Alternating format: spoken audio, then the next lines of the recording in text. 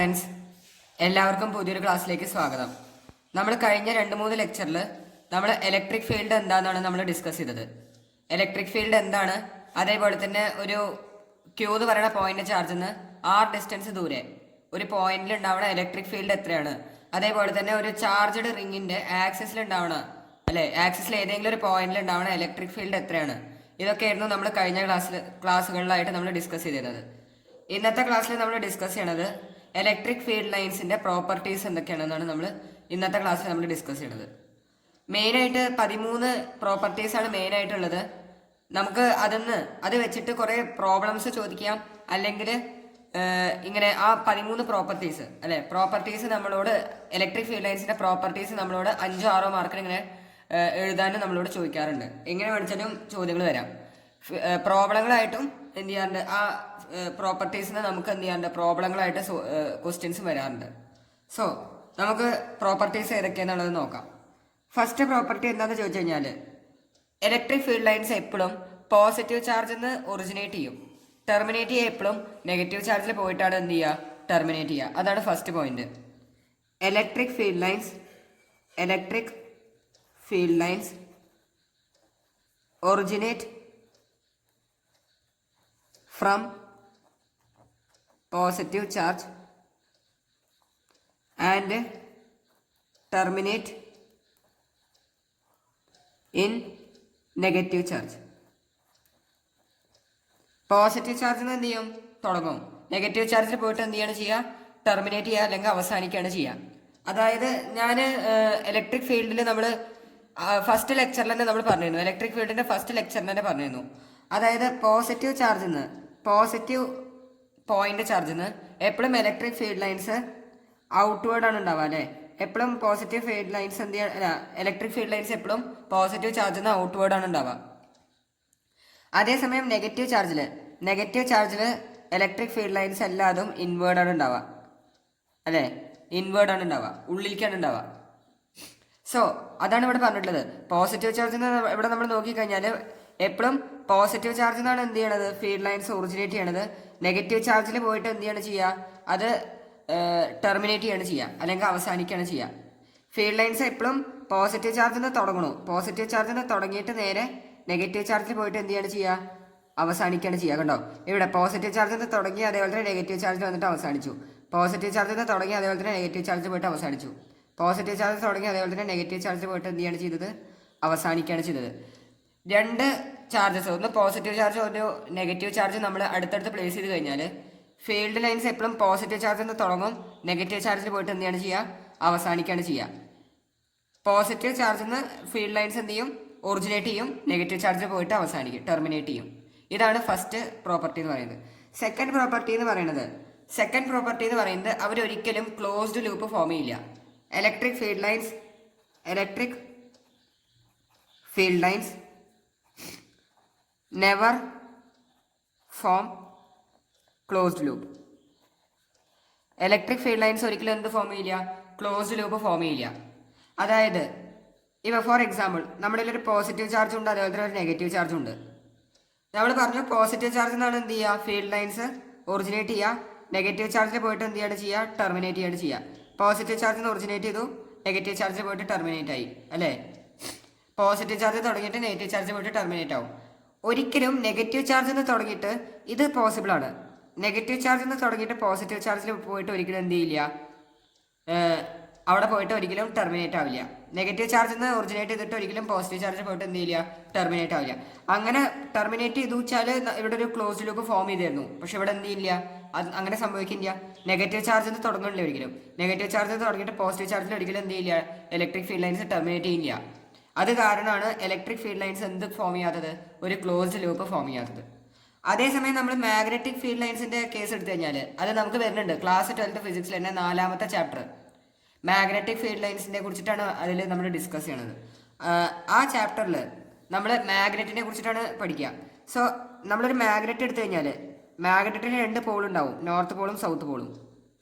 So ഈ മാഗ്നറ്റിന്റെ പുറത്ത് outward the magnet, പുറത്ത് outside the magnet field lines ഉണ്ടാവുക നോർത്ത് നിന്ന് സൗത്തിലേക്കാണ് ഉണ്ടാവുക. അതേസമയം മാഗ്നറ്റിന്റെ ഉള്ളിൽ നിന്ന് നമ്മൾ നോക്കിക്കഴിഞ്ഞാൽ ഫീൽഡ് ലൈൻസ് ഉണ്ടാവുക സൗത്ത് നിന്ന് നോർത്തിലേക്ക് ഉണ്ടാവുക. സോ അവിടെ എന്ത് ഫോമായി? ഒരു ക്ലോസ്ഡ് ലൂപ്പ് ഫോമായി. അവിടെ ഒരു ക്ലോസ്ഡ് ലൂപ്പ് എന്ത് ചെയ്തു? ഫോം ചെയ്തു. സോ മാഗ്നറ്റിക് ഫീൽഡ് ലൈൻസിന് എന്ത് ഫോം ചെയ്യാൻ പറ്റുന്നുണ്ട്? ക്ലോസ്ഡ് ലൂപ്പ് ഫോം ചെയ്യാൻ പറ്റുന്നുണ്ട്. Electric field lines can never form closed loop. ഇതാണ് രണ്ടാമത്തെ പ്രോപ്പർട്ടി. എല്ലാവർക്കും രണ്ടാമത്തെ പ്രോപ്പർട്ടി മനസ്സിലായെന്ന് വിചാരിക്കുന്നു. മൂന്നാമത്തെ പ്രോപ്പർട്ടി എന്ന് പറയുന്നത്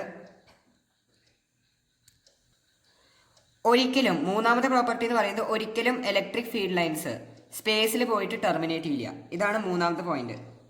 electric field lines never terminate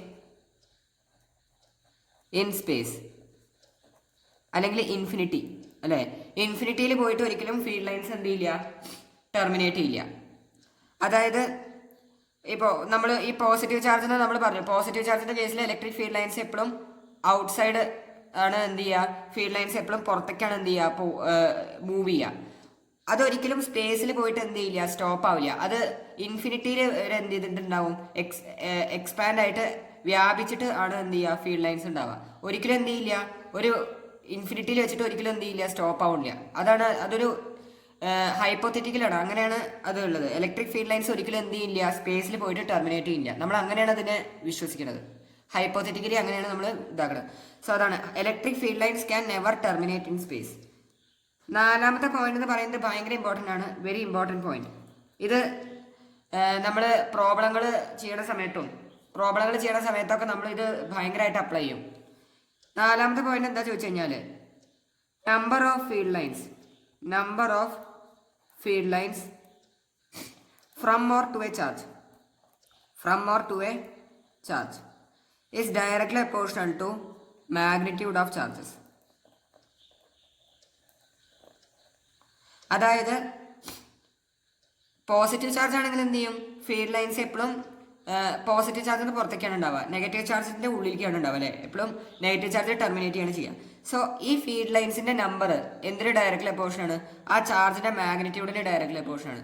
ഇതിന്റെ ഒരു എക്സാമ്പിൾ നമ്മൾ എടുത്തു കഴിഞ്ഞാൽ, ഇപ്പോൾ എൻ്റെ ഒരു 2 ചാർജസ് ഉണ്ട്, +Q അതേപോലെ തന്നെ +4Q അല്ലെങ്കിൽ +2Q. +Q എന്ന് വരുന്ന ഫീൽഡ് ലൈൻസ് ആകെ 2 ഉള്ളൂ എന്ന് വിചാരിക്കാം. +Q എന്ന് വരുന്ന ഫീൽഡ് ലൈൻസ് ആകെ 2 ഉള്ളൂ. ഇതിന്റെ മാഗ്നിറ്റ്യൂഡ് നമ്മൾ എന്ത് ചെയ്തു? ഡബിൾ ചെയ്തു. ഇത് +Q ആണ്, ഇത് +2Q ആണ്. സോ ഇതിന്റെ ഡബിൾ ആണിത്. സോ ഇവിടുന്നുള്ള ഫീൽഡ് ലൈൻസ് ഉണ്ടാവുക 4 ഉണ്ടാവും. അതായത് ഇതിന്റെ ഡബിള്. +Q എന്ന് വരുന്നത് ആകെ 2 ഫീൽഡ് ലൈൻസ് ഉള്ളൂ. +2Q എന്ന് വരുന്നത് എത്ര എണ്ണം വന്നു? 4 വന്നു. അതാണ് നാലാമത്തെ പോയിന്റ്. ഭയങ്കര ഇമ്പോർട്ടൻ്റ് ആണ്. ഇത് നമ്മൾ കണ്ടു കഴിഞ്ഞാൽ ഭയങ്കര എളുപ്പമുള്ള പോലെ തോന്നും. പക്ഷേ ഇത് പ്രോബ്ലം വരുന്ന സമയത്ത് നമ്മൾ അന്തം വിടാനുള്ള ക്വസ്റ്റ്യൻസ് ഒക്കെ വരാറുണ്ട്. ഈ ഒരു പ്രോപ്പർട്ടി വെച്ചിട്ട് തന്നെ ചോദ്യങ്ങൾ വരാറുണ്ട്. നമുക്കൊരു ചോദ്യം, നാലാമത്തെ പ്രോപ്പർട്ടി വെച്ചിട്ടുള്ള ഒരു ചോദ്യം നമുക്ക് ഇവിടെ ഡിസ്കസ് ചെയ്യാം. സോ ഇതാണ് ക്വസ്റ്റ്യൻ്റെ പറഞ്ഞിട്ടുള്ളത് 2 ചാർജസ് ഉണ്ട്, Q1 ആൻഡ് Q2.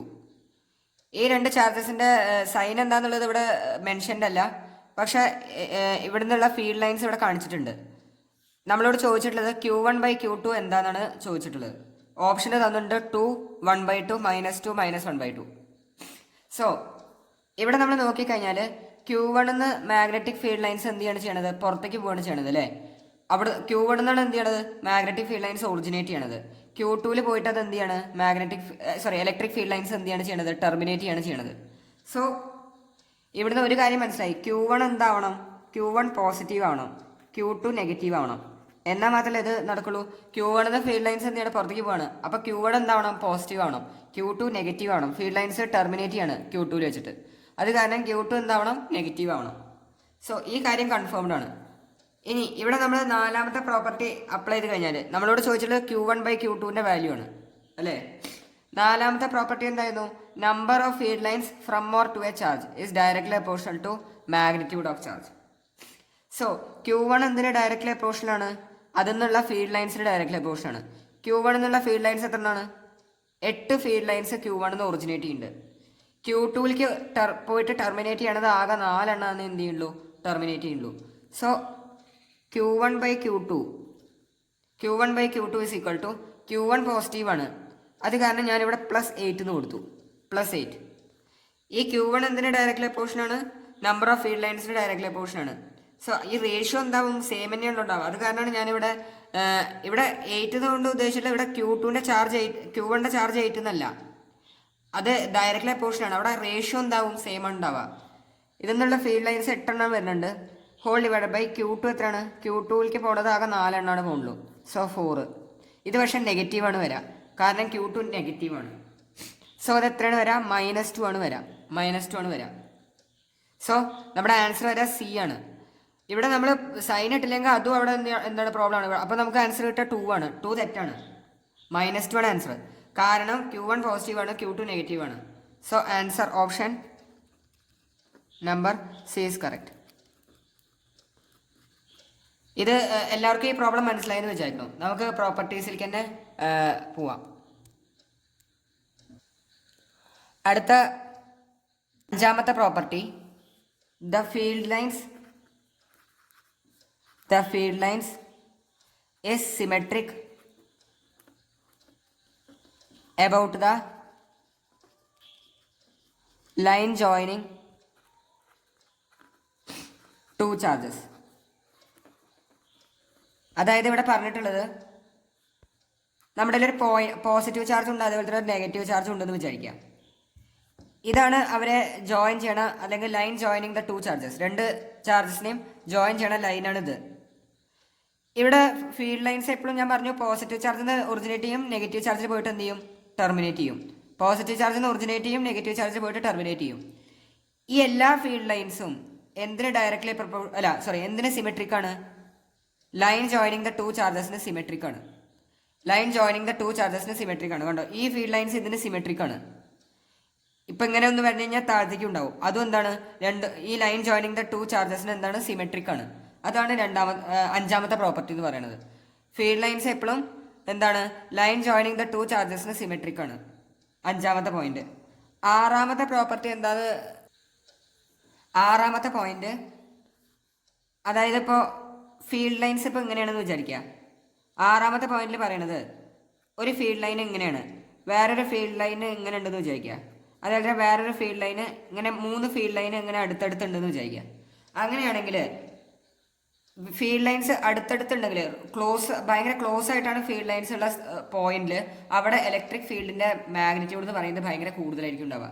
അതായത് നമ്മൾ ഈ പോയിന്റ് നോക്കിക്കഴിഞ്ഞാൽ ഇവിടെയുള്ള മാഗ്നിറ്റ്യൂഡ്, ഇലക്ട്രിക് ഫീൽഡിൻ്റെ മാഗ്നിറ്റ്യൂഡ് എന്ന് പറയുന്നത് ഭയങ്കര കൂടുതലായിരിക്കും.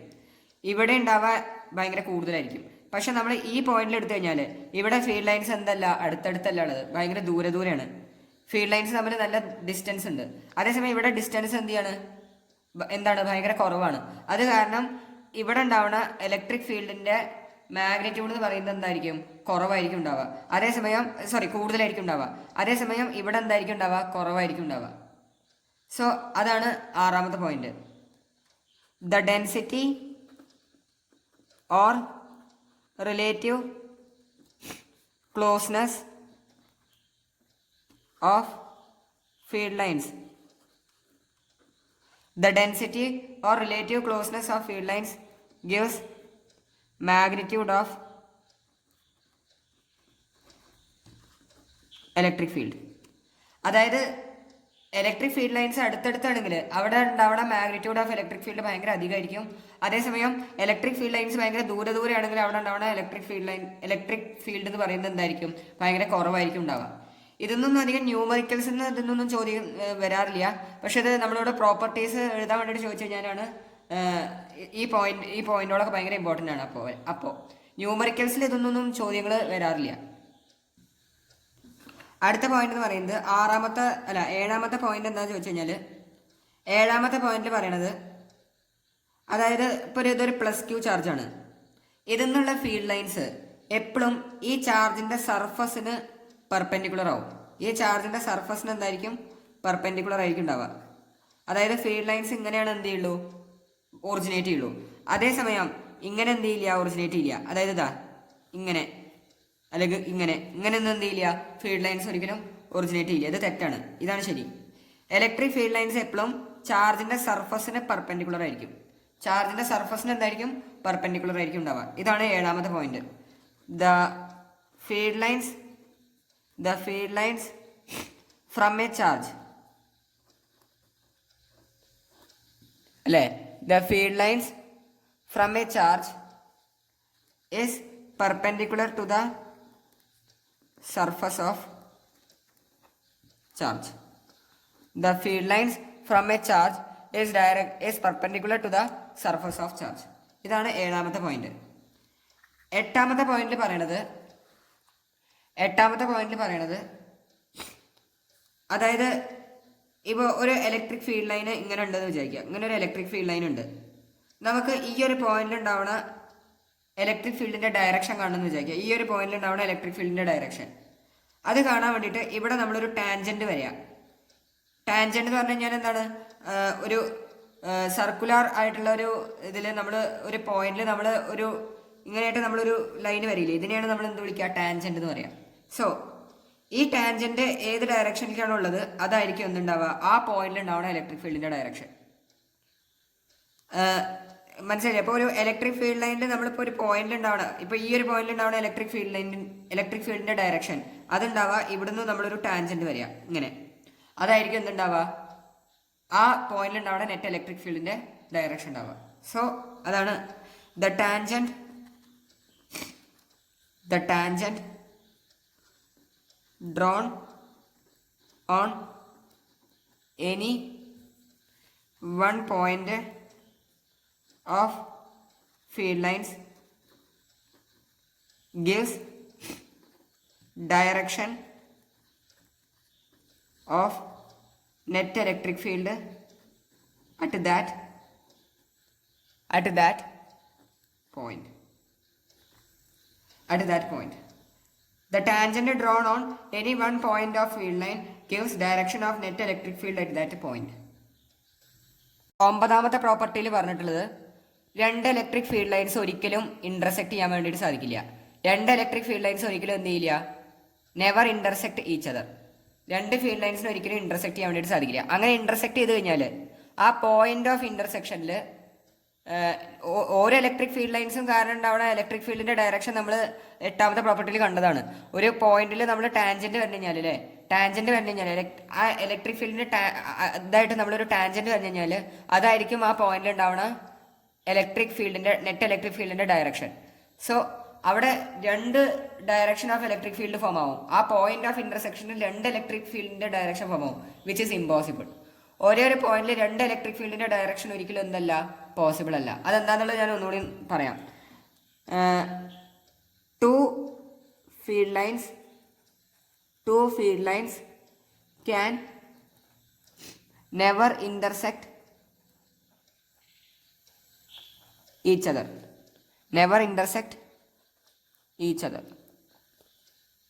അങ്ങനെ അവർ ഇന്റർസെക്ട് ചെയ്തു വെച്ചാൽ there will be two directions of electric field. അല്ലേ?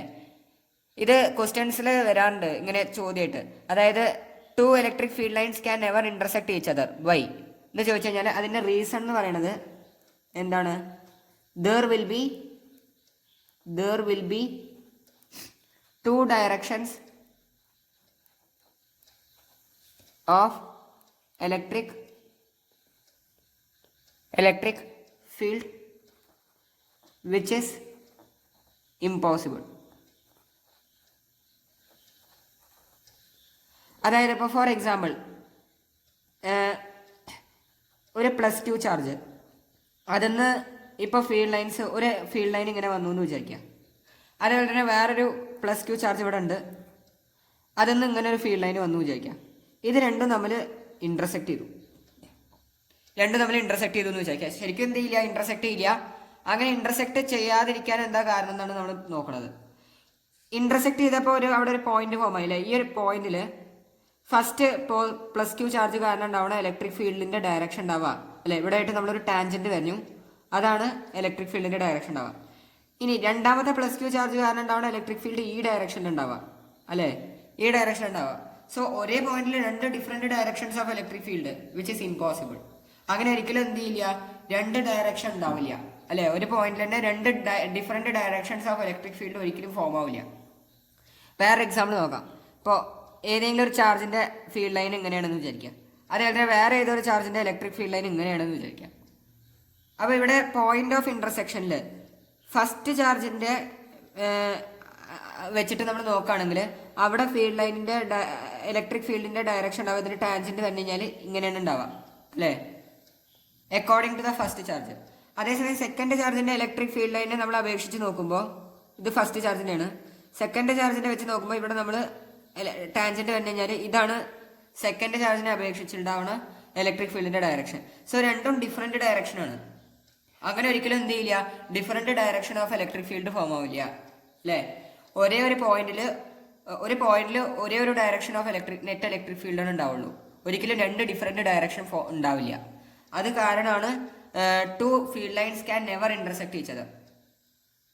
To field lines can never intersect each other. അതാണ് 9ാമത്തെ പ്രോപ്പർട്ടി. 10ാമത്തെ പ്രോപ്പർട്ടിയിൽ പറയണത് ഫീൽഡ് ലൈൻസ് എപ്പോഴും പോസിറ്റീവ് ചാർജിൻ്റെ നിന്ന് റിപ്പൽ ചെയ്യാണ് ചെയ്യുക, നെഗറ്റീവ് ചാർജിൻ്റെ നിന്ന് അട്രാക്ട് ചെയ്യാണ് ചെയ്യുക. ഇതാണ് 10ാമത്തെ പ്രോപ്പർട്ടി. അതായത് ഇപ്പോൾ ഒരു പ്ലസ് ചാർജ് ഉണ്ട്, ഫീൽഡ് ലൈൻസ് എപ്പോഴും പ്ലസ് ചാർജിൽ നിന്ന് പുറത്തേക്ക് പോവുകയാണ് ചെയ്യുക. നമ്മൾ റിപ്പീറ്റ് ചെയ്തിട്ടുള്ള അതേ പോയിന്റ് തന്നെയാണ്, ശരിക്കും അത് തന്നെയാണ് ഇതും. അതായത് ഫീൽഡ് ലൈൻസ് എപ്പോഴും പോസിറ്റീവ് ചാർജിൽ നിന്ന് എന്ത് ചെയ്യാണ് ചെയ്യുക, റിപ്പൽ ചെയ്യാണ് ചെയ്യുക, നെഗറ്റീവ് ചാർജിൽ നിന്ന് അട്രാക്ട് ചെയ്യാണ് ചെയ്യുക അല്ലേ. നെഗറ്റീവ് ചാർജിൽ നിന്ന് എന്ത് ചെയ്യാണ് ചെയ്യുക, അട്രാക്ട് ചെയ്യാണ് ചെയ്യുക. അതാണ് 10ാമത്തെ property. Field lines repel by positive charge and attract by negative charge. എപ്പോഴും പോസിറ്റീവ് ചാർജിൽ നിന്ന് ഫീൽഡ് ലൈൻസ് റിപ്പൽ ചെയ്യും, നെഗറ്റീവ് ചാർജിൽ നിന്ന് അട്രാക്ട് ചെയ്യാണ് ചെയ്യുക. നെഗറ്റീവ് ചാർജിന്റെ അടുത്തേക്ക് ഫീൽഡ് ലൈൻസ് എപ്പോഴും വരികയാണ് ചെയ്യുക. പോസിറ്റീവ് ചാർജിൽ നിന്ന് എന്ത് ചെയ്യാണ് ചെയ്യുക, അകന്ന് പോവുകയാണ് ചെയ്യുക. അടുത്ത പോയിന്റ് ഇമ്പോർട്ടൻ്റ് ആണ്, വെരി വെരി ഇമ്പോർട്ടൻറ്റ്. ഇത് നമ്മൾ ഡിറൈവേഷൻസ് ഒക്കെ ചെയ്യണ സമയത്ത് നമ്മളിത് നല്ലോണം യൂസ് ചെയ്യണ പോയിന്റ് ആണ്. അതായത് ഇപ്പോൾ ഫീൽഡ് ലൈൻസ് ഇങ്ങനെ പാരലൽ ഇക്വിസ്പേസ്ഡ് ആയിട്ടുള്ള ഫീൽഡ് ലൈൻസ് ഇവിടെ കണ്ടോ, ഈ ഫീൽഡ് ലൈൻസ് എന്താണ്, പരസ്പരം പാരലൽ ആണ്. അതേപോലെ തന്നെ ഈ രണ്ട് ഫീൽഡ് ലൈൻസിന്റെ ഇടയിലുള്ള ഡിസ്റ്റൻസ് തന്നെയാണ് ഈ രണ്ട് ഫീൽഡ് ലൈൻസിന്റെ ഇടയിലുള്ള ഡിസ്റ്റൻസ്. സോ ഇക്വിസ്പേസ്ഡ് ആണ് അല്ലേ. അങ്ങനെ പാരലൽ ഇക്വിസ്പേസ്ഡ് ആയിട്ടുള്ള ഫീൽഡ് ലൈൻസ് ഉണ്ടെങ്കിൽ അത് എന്തിനാണ് റെപ്രസെന്റ് ചെയ്യുക, അത് യൂണിഫോം ഇലക്ട്രിക് ഫീൽഡിനാണ് റെപ്രസെന്റ് ചെയ്യുക. അതേസമയം ഇപ്പോൾ ഇങ്ങനെയാണെന്ന് വിചാരിക്കുക, അതായത് ഒരു ഫീൽഡ് ലൈൻ ഇങ്ങനെ, ഒരു ഫീൽഡ് ലൈൻ ഇങ്ങനെ, ഒരു ഫീൽഡ് ലൈൻ ഇങ്ങനെ, ഒരു ഫീൽഡ് ലൈൻ ഇങ്ങനെ, ഇവരെന്തല്ല, പാരലൽ അല്ല. അതേപോലെ തന്നെ അവരുടെ ഇടയിലുള്ള ഡിസ്റ്റൻസ് ഈക്വൽ അല്ല. സോ ഇങ്ങനത്തെ ഫീൽഡ് ലൈൻസ് എന്ന് പറയുന്നത് ഇത് നോൺ യൂണിഫോം ഇലക്ട്രിക് ഫീൽഡാണ്. ഇത് ഭയങ്കര ഇമ്പോർട്ടൻ്റ് ആണ്. യൂണിഫോം ഇലക്ട്രിക് ഫീൽഡ് വെച്ചിട്ട് നമ്മൾ ഡിറൈവേഷൻസ് ഒക്കെ ചെയ്യും. അപ്പോൾ ഇത് ഭയങ്കര ഇമ്പോർട്ടൻ്റ് ആയിട്ടുള്ള പോയിന്റ് ആണ് അല്ലെ. ഇത് എന്തിനാണ് റെപ്രസെന്റ് ചെയ്യുക, ഇത് നോൺ യൂണിഫോം ഇലക്ട്രിക് ഫീൽഡിനെയാണ് റെപ്രസെന്റ് ചെയ്യുക. ഇങ്ങനെ പാരലൽ ഇക്വിസ്പേസ്ഡ് ആയിട്ടുള്ള ഫീൽഡ് ലൈൻസ് എന്തിനാണ് റെപ്രസെന്റ് ചെയ്യുക, യൂണിഫോം ഇലക്ട്രിക് ഫീൽഡിനെയാണ് റെപ്രസെന്റ് ചെയ്യുക. സോ അതാണ് അടുത്ത point, parallel equispaced field lines represent uniform electric field. അതേസമയം നോട്ട് പാരലൽ അല്ലെ, പാരലൽ അല്ലാത്ത ഇക്വിസ്പേസ്ഡ് അല്ലാത്ത ഫീൽഡ് ലൈൻസ് എന്തിനാണ് റെപ്രസെന്റ് ചെയ്യുക, നോൺ യൂണിഫോം ഇലക്ട്രിക് ഫീൽഡിനെയാണ് റെപ്രസെന്റ് ചെയ്യുക. അടുത്ത പോയിന്റ് 12ാമത്തെ പോയിന്റും ഭയങ്കര ഇമ്പോർട്ടൻ്റ് ആയിട്ടുള്ള പോയിന്റ് ആണ്. ഇത് നമ്മൾ സൈക്ലോട്രോണിന്റെ പ്രിൻസിപ്പിൾ നമ്മൾ യൂസ് ചെയ്യും. സൈക്ലോട്രോൺ എന്ന് പറയുന്ന ഒരു ഇൻസ്ട്രുമെന്റ് വരുന്നുണ്ട്, അത് 4th ചാപ്റ്ററിൽ തന്നെ വരുന്നതാണ്. അത് നമ്മൾ പഠിക്കുന്ന സമയത്ത് ഈ പോയിന്റ് നമ്മൾ യൂസ് ചെയ്യാണ്. അതായത് the electric field inside A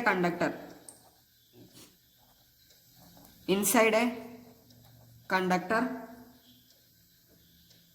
under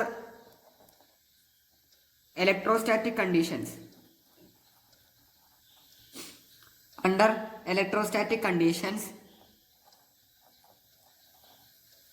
is 0. അതായത് എല്ലാ ഇലക്ട്രോസ്റ്റാറ്റിക് കണ്ടീഷൻസിന്റെയും അണ്ടറിൽ അല്ലെ ഒരു കണ്ടക്ടറിന്റെ ഉള്ളിലുള്ള net electric field inside conductor 0 ആണ്. അതായത് net electric field inside a conductor is equal to 0. ഇത് ഭയങ്കര ഇമ്പോർട്ടൻ്റ് ആയിട്ടുള്ളൊരു പോയിന്റ് ആണ്. ഇത് നമ്മൾ വേറെ പല ഇതിലും നമ്മൾ യൂസ് ചെയ്യും. ഈ ഒരു point net electric field inside a conductor is 0, ഇത് ഓർമ്മ വെച്ചാൽ മതി. അതായത് ഇപ്പൊ നമ്മളൊരു കണ്ടക്ടർ എടുത്തു കഴിഞ്ഞാൽ ആ കണ്ടക്ടറിന്റെ ഉള്ളിൽ കൂടെ ഫീൽഡ് ലൈൻസ് എന്ത് ചെയ്യില്ല, പാസ് ചെയ്യില്ല. കണ്ടക്ടറിന്റെ ഉള്ളിൽ കൂടെ എന്ത് പാസ് ചെയ്യില്ല? ഇലക്ട്രിക് ഫീൽഡ് ലൈൻസ് പാസ് ചെയ്യില്ല. ഒരു കണ്ടക്ടറിന്റെ ഉള്ളിലുള്ള നെറ്റ് ഇലക്ട്രിക് ഫീൽഡ് എന്താണ്? 0 ആണ്. അത് ഭയങ്കര ഇമ്പോർട്ടൻ്റ് ആയിട്ടുള്ള ഒരു പോയിന്റ് ആണ്. അടുത്ത പോയിന്റ് എന്ന് പറയുന്നത് the electric field lines are perpendicular to the surface of a conductor. അതായത് ഒരു കണ്ടക്ടറിന്റെ സർഫസിന് പെർപെൻഡിക്കുലർ ആയിരിക്കും എന്തുണ്ടാവുക? ഫീൽഡ് ലൈൻസ് ഉണ്ടാവുക. ഫോർ എക്സാമ്പിൾ ഇതൊരു കണ്ടക്ടർ ആണെന്ന് വിചാരിക്കുക. ഈ കണ്ടക്ടറിന്റെ സർഫസിൽ അല്ലേ, കണ്ടക്ടറിന്റെ സർഫസിന് പെർപെൻഡിക്കുലർ ആയിരിക്കും എന്തുണ്ടാവുക? ഫീൽഡ് ലൈൻസ് ഉണ്ടാവുക. അതെങ്ങനെ? നമ്മൾ ചാർജിന്റെ സർഫസിന് പെർപെൻഡിക്കുലർ ആണ് ഫീൽഡ് ലൈൻസ് നമ്മൾ പഠിച്ചു അല്ലേ. അതേപോലെ തന്നെ കണ്ടക്ടറിന്റെ സർഫസിന് എന്തായിരിക്കും? പെർപെൻഡിക്കുലർ ആയിരിക്കും എന്തുണ്ടാവുക? ഫീൽഡ് ലൈൻസ് ഉണ്ടാവുക. ഇതാണ് 13ാമത്തെ പ്രോപ്പർട്ടി. ഭയങ്കര ഇമ്പോർട്ടൻ്റ് ആയിട്ടുള്ള പോയിന്റ് ആണ്. 12ാമത്തെ പോയിന്റ് പ്രത്യേകിച്ചും ഭയങ്കര ഇമ്പോർട്ടൻ്റ് ആണ്. സോ എല്ലാവർക്കും ഈ 13 പ്രോപ്പർട്ടീസ് എല്ലാവർക്കും മനസ്സിലായെന്ന് വിചാരിക്കണം. ഇത് ഭയങ്കര ഇമ്പോർട്ടൻ്റ് ആയിട്ടുള്ള പ്രോപ്പർട്ടീസ് ആണ് ഇലക്ട്രിക് ഫീൽഡ് ലൈൻസിന്റെ. ഇതൊന്നും നമുക്ക് 5 മാർക്കിന് 6 മാർക്കിനൊക്കെ എസ് ആയിട്ട് അല്ലെങ്കിൽ ഇങ്ങനെ ഈ പോയിന്റ്സ് എഴുതാൻ വേണ്ടിയിട്ട് ചോദിക്കാറുണ്ട്. അല്ലെങ്കിൽ ന്യൂമറിക്കൽസിൽ ഈ പ്രോപ്പർട്ടീസ് അപ്ലൈ ചെയ്തിട്ടും ചോദിക്കാറുണ്ട്. സോ എല്ലാവർക്കും ഈ 13 പ്രോപ്പർട്ടീസ് എല്ലാവർക്കും മനസ്സിലായെന്ന് വിചാരിക്കണം. എന്തെങ്കിലും സംശയങ്ങൾ ഉണ്ടെങ്കിൽ നിങ്ങൾക്ക് കമൻറ്റ് ബോക്സിൽ ചോദിക്കാവുന്നതാണ്, അല്ലെങ്കിൽ നിങ്ങൾക്ക് കോൺടാക്ട് ചെയ്യാവുന്നതാണ്. സംശയങ്ങളൊന്നും ഇല്ലെങ്കിൽ ലൈക്ക് ചെയ്യുക, സബ്സ്ക്രൈബ് ചെയ്യുക, കൂടുതൽ ആൾക്കാർക്ക് ഷെയർ ചെയ്യുക. താങ്ക്